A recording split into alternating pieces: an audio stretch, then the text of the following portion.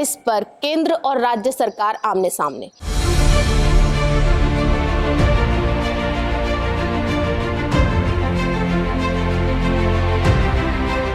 जी हम बात कर रहे हैं मुकेश अंबानी के मुंबई स्थित एंटीलिया के केस की, जहां पे स्कॉर्पियो जेलेटिन के छर्रे भरी जो स्कॉर्पियो मिली थी, उसके बाद से ये केस की जो राजनीति है वो थमने का नाम नहीं ले रही है। जहां केंद्र सरकार ये आरोप लगा रही है कि इसमें कहीं ना कहीं मुंबई पुलिस का हाथ है, और वहीं मुंबई की जो राज्य सरकार है वो ये कह रही है कि जो केंद्र सरकार है वो इस केस को अपनी तरह से मोड़ने का काम कर रही है, जनता को भटकाने का काम कर रही है।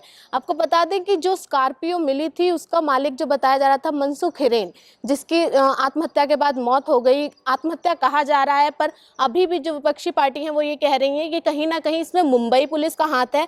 उन्होंने उसको सुसाइड बनाया है, वो एक मर्डर केस है। उसके बाद जो गृह मंत्री हैं महाराष्ट्र के, उन्होंने ये कहा संसद में खड़े होकर कि वो गाड़ी मनसुख हिरेन की थी ही नहीं, वो किसी और की थी। उससे किसी पैसे के मामले में मनसुख हिरेन ने वो गाड़ी अपने पास रख ली थी, और उसके बाद इसीलिए वो गाड़ी उसके पास मिली। पर अभी भी इस पर पूरा राजनीति बनी हुई है कि आखिर ये केस कैसे रहा, क्योंकि स्कॉर्पियो में जो लेटर मिला उसमें ये साफ लिखा हुआ था कि मुकेश अंबानी को वो सीधे शब्दों में धमकी दी गई थी कि उनके साथ कुछ भी बड़ा हो सकता है। पर जब जांच की गई उसके बाद एक चीज़ जो सामने आई कि जो वो जेलेटिन की छड़ें थी वो कोई बॉम्ब ब्लास्ट से रिलेटेड नहीं थी, वो एक तरह की जैसे खुदाई में काम आने वाली चीज़ें थी। तो इसके तार कहीं ना कहीं उस चीज़ से भी जुड़ रहे हैं कि जहाँ मनसुख हिरेन की बॉडी मिली है वो भी एक ऐसा ही इलाका है जहाँ पर खुदाई की जाती है।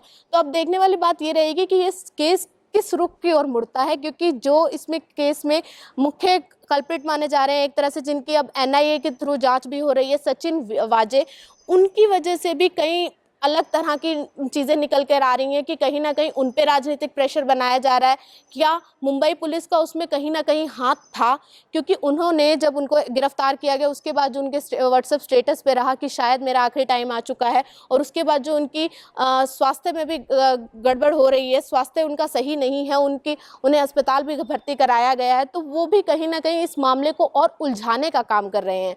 अब देखने वाली बात ये होगी कि आखिर एंटीलिया केस किस ओर मुड़ता है। क्या राज्य सरकार जो कह रही है कि इसे सिर्फ हवा दी जा रही है और कुछ भी नहीं है, या जो केंद्र सरकार कह रही है कि कहीं ना कहीं इसमें मुंबई पुलिस का हाथ है। अब ये देखने वाली बात होगी कि आखिर इसमें क्या निकलकर सामने आता है।